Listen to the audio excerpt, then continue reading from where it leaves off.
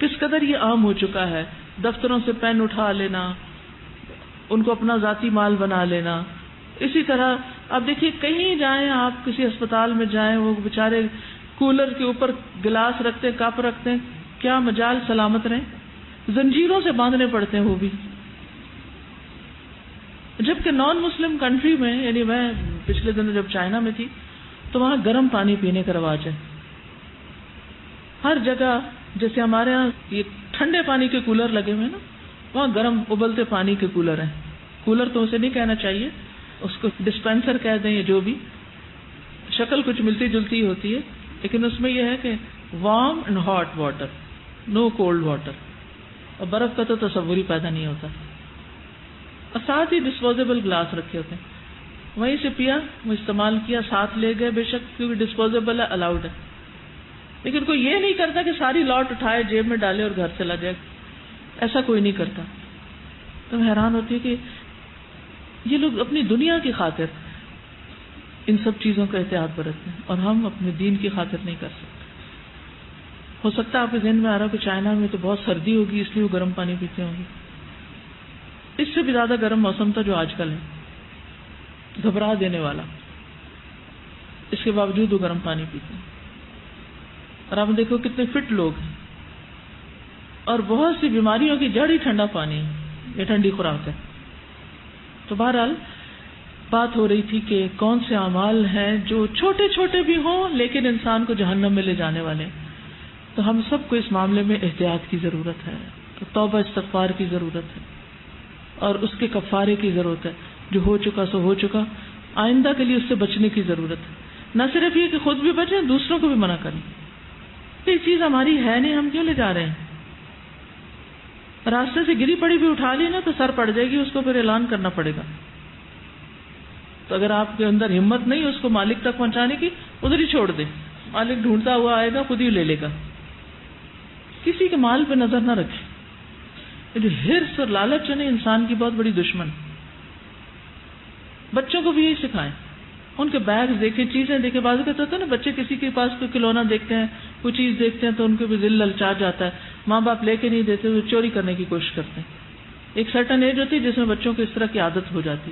اگر اس وقت کنٹرول کر لیا جائے تو بڑی بات ہے، لیکن اگر نہ ہو تو بڑے ہو کے بھی پھر چور چوری سے جاتا ہے، ہیرا پھیری سے نہیں.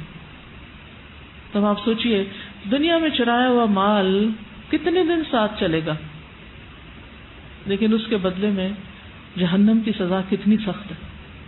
جی، ایک تو یہ بات ہے نا کہ جو مال ہو، ان کی کوئی دینی مال یا کوئی سرکاری مال ہو، اس کے اندر پھیرا پھیری کرنا یا استعمال کرنا. لیکن ہم دیکھتے ہیں کہ بعض دفعہ کچھ لوگ دین کا نام لے کر ذاتی فنڈ سمیٹتے ہیں. جی ہاں، یعنی وہ نام ہی یوز کرتے ہیں کسی ادارے کا، کسی ایسے شخص کا جو دیندار ہے، یا ایسے پیکیجز آفر کرتے ہیں کہ یہ ایسے ہوگا. لیکن وہ جیسے آپ دیکھیں بعض دفعہ حاجیوں کے نام پر پیسے لوٹ کے چلے جاتے ہیں. تو کہاں یہ کہ دین کو اس طرح استعمال کرنا. یا بعض دفعہ ہم دیندار ہی ہو کر بعض دفعہ شیطان آ جاتا ہے. کیا ہو جاتا ہے کہ ہم پھر بھی چوری سے باز نہیں آ رہے ہوتے کہ حالانکہ قرآن پڑھ لیتے ہیں، بہت کچھ اور کر لیتے ہیں. تو ہم پہ شاید زیادہ یہ چیز ہے کہ علم کا بھی تو ایک قرض ہے جو انسان کو چکانا ہوتا ہے، اور اپنے آپ پر ہی ظلم کر رہے ہوتے ہیں. سازا دو چیزیں تھیں. ایک تو یہ کہ آپ کی یہ چائنا والی بات سن کے مجھے ویسے ہی خیال آ رہا تھا کہ اگر پوری قوم پانی کو ٹھنڈا نہیں کر رہی اور برف نہیں جما رہی تو کتنی بڑی انرجی سیو ہو رہی ہے، بجلی کتنی بچے گی. دوسری بات، ان کے گھروں میں استری نہیں ہوتی. جب مجھے استری کی ضرورت پڑی، اپنا میں نے اسکارف استری کرنا تھا تو میں نے کہا استری ہے، کہنے لگے نہیں استری نہیں ہوتی. میں نے کہا یہاں نہیں ہے یا کہیں نہیں ہوتی. کہتے ہیں چائنا میں ہارڈلی 1% کوئی استری استعمال کرتا ہوگا، ورنہ اگر ہم لے بھی لیں تو سالوں گھر میں استری پڑی رہتی، کوئی یوز نہیں کرتا. تو ہماری قوم بھی اگر استری سے باز آ جائے تو لوڈ شیڈنگ ختم ہو جائے. کیوں؟ اس لیے کہ وہ کپڑے ہی اس طرح کے بناتے ہیں کہ کاٹن بھی کرنکل کی طرح کی ہوتی ہے کہ جس کو استری کی ضرورت نہ پڑے، مشین میں ڈالے اور اسی سے نکالے. اور پھر یہ کہ گھر اتنے چھوٹے چھوٹے ہیں، کوئی لمبی چوڑی الماریاں، وارڈروب، سٹورز، بڑی بڑی پیٹیاں، بکسے، کچھ نہیں. 3-4 جوڑے، کوئی سردی کا کوئی گرمی کا، بس ایک پہنا، ایک دھویا، ایک نکالا. جس ڈاکٹر سے میں علاج کرا رہی تھی اس کی جو وائف تھی وہ بھی ساتھ اس کے ہیلپر تھی. تقریباً 11-12-13 دن ہم تھے. اس کے پاس 3 جوڑوں کے سوا میں نے نہیں کوئی کپڑا دیکھا. ایک دن ایک دیکھا, اگلے دن وہ دھلا ہوا ہوتا تھا, دوسرے چوتھے دن پھر وہی کام سے غرض. اور آپ دیکھیں کہ دنیاوی اعتبار سے کہاں جا رہا ہے چائنا. ہر ملک پہ چھا رہے ہیں, بڑے سے بڑے ملک پہ. کوئی دنیا کی جگہ بتائیں جہاں چائنیز مارکیٹ نہ ہو, چائنیز ریسٹورینٹس نہ ہو, چائنیز پروڈکٹس نہ ہو. استاذہ دوسری بات یہ کہ جو یہ صحابہ کا تھا نا, جیسے وہ گدھے کے گوشت کے بارے میں حکم آیا اور وہ لوگ رک گئے, تو میں یہ سوچ رہی تھی کہ صرف ایک بات کہ اللہ اور اس کے رسول صلی اللہ علیہ وسلم نے حکم دیا تو اس پہ رک گئے, تو اس سے بھی دیکھیں کتنی زیادہ مینٹل ایکٹیویٹی بچی, ان کا ٹائم بچا, انہوں نے اپنی وہ ساری انرجیز کسی اور طرف لگا لی, دوبارہ کھانا بنانے میں لگا لی ہے. کوئی بحث نہیں ہوئی, کوئی ایک مائنڈ سیٹ کریٹ کرنے کی کوشش نہیں ہوئی, کوئی میٹنگز نہیں کی گئی. یعنی ہمارے ہاں ہوتے ہیں میٹنگ تو کہیں بھی نظر نہیں آتی, ایجنڈے پاس ہوتے ہیں, ایکشن آئٹم لکھے جاتے ہیں اور کوئی ایکٹ نہیں کرتا. جی, اور استاذہ اس کے باوجود بھی یعنی فیصلہ نہیں ہو پاتا نا کہ کیا کرنا ہے اور کیا نہیں کرنا. اصل کمی کہاں ہے پھر؟ تو ایمان کی کمی سمینا ہوا تعالیٰ نہیں ہے. اور چاہے دین کا معاملہ, دنیا کا ہمارا حال, ہم نہ دین میں ہے نہ دنیا میں. دینی اعتبار سے بھی ہم تنزل کا شکار ہیں اور دنیاوی اعتبار سے بھی کمٹمنٹ نہیں. استاذہ ہم کسی ایک فیصلے پہ اکٹھے نہیں ہوتے. اب آپ دیکھیں کہ جو میرے ساتھ تھی, میں نے اسے پوچھا کہ ہم لوگ تو دین کے باوجود یہ سب کچھ نہیں دیکھتے, تو یہ موسٹلی وہاں کے لوگ ایتھیسٹ ہیں, کوئی ریلیجن نہیں, ایمپٹی, کچھ تصور نہیں کسی کا بھی, بس دنیا ہی دنیا. پھر کہ یہ کیوں سیدھے ہیں اتنے؟ تو کہنے لگے کہ یہاں ہر کوئی ریپیوٹیشن پہ چلتا ہے, کریڈٹ اس کا مینٹین ہوتا ہے کہ کوئی شخص کوئی کام کیسے کرتا ہے, کتنا کرتا ہے, اور اگر وہ کام نہیں کرتا تو سسٹم ایسا ہے کہ وہ خود بخود اس کو نکال دے گا. تو ہر کوئی اس سے ڈرتا ہے کہ میں بلیک لسٹ نہ ہو جاؤں.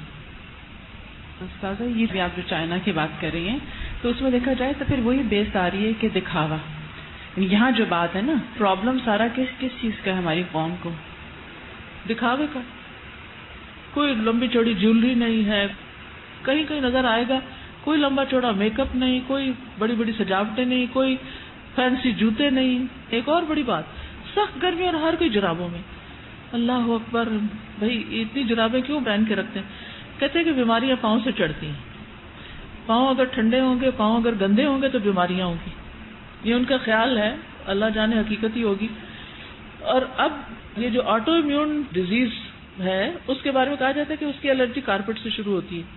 یہ جو ہم کارپیٹ پہ ننگے پاؤں چلتے ہیں زیادہ, جیسے گھروں میں پورے پورے کارپیٹ کیے ہوئے ہیں, اچھا وہاں ہارڈلی کسی کا کارپیٹ ہوگا, نہ ہوٹلوں میں نہ کہیں, کیونکہ اس سے پھر ایسی بیماریاں جنم لیتی ہیں کہ وہ ہمارے اپنے جسم کو کھاتی ہیں. یعنی جسم بیماریاں پیدا کر رہا ہے, باہر سے نہیں آ رہی. سمجھ آ رہی ہے؟ آٹو امیون سسٹم جسم بیماری پیدا کر رہا ہے ہماری غذا کی اور ہمارے انوائرمنٹ کی وجہ سے. تو یہ جو دکھاوے کی بات ہے, کیونکہ چائنا آبادی بہت زیادہ, تو بعض اوقات جیسے ہم ٹرین میں کہیں جا رہے ہوتے تھے تو وہ کہتے تھے اچھا آپ دیکھیں ان میں سے آپ کو کون امیر نظر آتا ہے. کوئی نظر آتا ہے امیر؟ میں نے کہا نہیں امیر نہیں. اچھا کوئی غریب نظر آتا ہے؟ نہیں غریب بھی نظر نہیں آ رہا. تو کہتے سارے ایک معتدل زندگی بسر. غریبوں کو بھی اتنا اوپر کیا جاتا ہے کہ وہ اس طرح کے غریب نہ رہے, اور امیر بھی امارت کو شو آف نہیں کریں, دکھاوا نہیں کریں. کوئی ملینئر بھی ہوگا تو ایک سادے سے لباس میں ہی ہوگا. مال و دولت کسی کام کے لیے ہے, قوم کو آگے بڑھانے کے لیے یا کسی بھی طرح فائدہ پہنچانے کے لیے, وہ ضائع کرنے کے لیے اور دکھاوے کے لیے نہیں ہے. اور ہمارے مال و دولت کا اکثر حصہ دکھاوے پہ چلا جاتا ہے. تو ہم کیسے آگے بڑھ سکتے؟ اس میں ہمارا وقت بھی ضائع ہوتا ہے, ہماری انرجی بھی لگتی ہے, اور پھر دھوکے کا تو ہر وقت بازار گرم ہے, جو بھی خریدتے ہیں اس میں کچھ نہ کچھ خرابی نکل آتی ہے. یعنی ریلائبلٹی, اعتماد, ٹرسٹ, امانت, یہ چیزیں تو کہیں نظر ہی نہیں آ رہی نا.